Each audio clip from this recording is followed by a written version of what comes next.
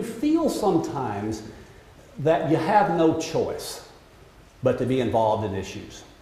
Do you feel that there's just no way around it? I mean, it's inconvenient, whatever, but if you're trying to right social injustice, if you're trying to reform government or change the world for a better, it seems to me that that's where you are tonight with groups who feel just like you do, and that's certainly the way I feel. There was an early American preacher, in 1698, Cotton Mather, said this. He said, one should have a calling. Now understand, he was talking primarily about religion, but here's what he said, if I can quote. He said, one should have a calling, quote, so he may glorify God by doing good for others and getting good for himself. And even in 1698, he was cautioning people to be careful with their giving, because if they gave indiscriminately, they would end up creating more problems than if they didn't give at all. My premise tonight is fairly simple. There are some things the market does not do well, and they're often the very same things that government can't do well either. We sometimes call them social problems, and what I want to do is to share some thoughts with you on why I think you should be involved with them, and why, in the final analysis, you're the only ones who can solve them. What I'm not going to do is discuss corporate social responsibility. It's an important topic, it's a related topic, but time simply won't permit it. And there are those who think corporations have social responsibility, and I can understand it for sure, because there's one statistic that I've always liked, and you've heard it, and that is the top 5 largest corporations in the world have annual revenue of double the smallest 100 countries in the world on an annual basis. And so you can see, if we're going to make significant difference in the world, it's probably going to be made more at the corporate level, personal level, people like you, than it will be at the governmental level. And tonight I'm going to give you some facts. I'm going to give you some opinions. I'm going to share with you some other people's thoughts, which is why I'm standing behind this lectern. Typically I'm out there in the audience with you, but as I've told some of you, this is a one-of-a-kind speech, and so I do have some notes I'm going to look at. But I'm going to try to differentiate what are my thoughts and somebody else's thoughts and what facts are, but if you get confused, just figure it's probably all the same. Don't worry about it. I would like to reaffirm that the work you do, Dodie, and the group that you have is crucial, and I'd like to reaffirm that ideas have consequences. And I'd like to do this by making 3 major points. First, that selfishness is good. Second, government is bad. And third, private was and is the answer. I think that when it comes to being good, what I mean by good, when I say selfish is good, there's a guy named Howard Bloom who wrote an article recently. In fact, Steve sent me this article. It came from a magazine, an interesting new magazine called What is Enlightenment? Have any of you seen that magazine, What is Enlightenment? Sort of a new agey thing. A guy named Howard Bloom wrote an article called Reinventing Capitalism. Here's what he had to say. He said, here's a basic fact of the Western way of life. Hard as we may find it to conceive, capitalism offers more things to believe in than any system that has come before.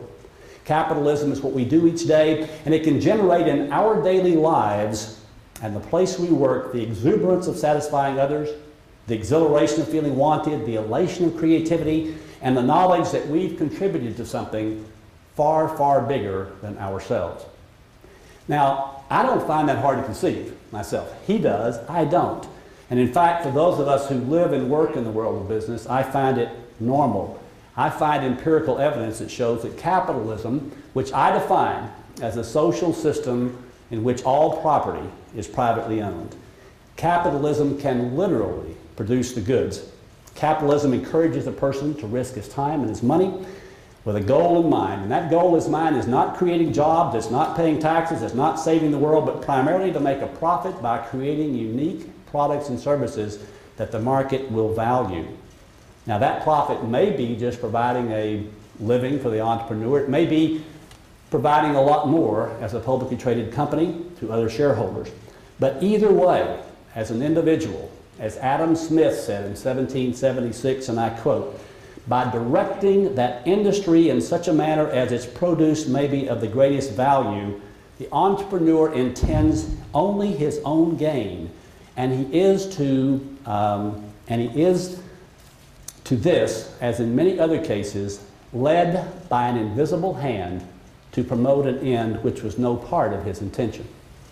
Now, in an article entitled Entrepreneur's Hero, a lady named Candace Allen wrote this. She said, trying to explain how the invisible hand works to folks who are hostile to the ideas of competition and profits is not an easy task. Many who are not entrepreneurial resist the idea that the economic system rewards those who create wealth, and that wealth is created on the basis of superior contributions.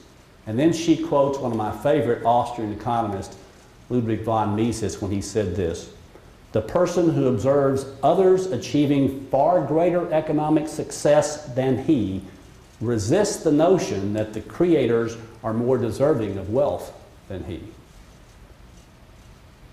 So we come to this concept that is called envy. And that is, those who produce are vilified simply by virtue of their ability. And that, I believe, can cause a successful business person to feel, if at least not, maybe even to feel guilty about it, but at least not as proud of his or her accomplishment as you would otherwise.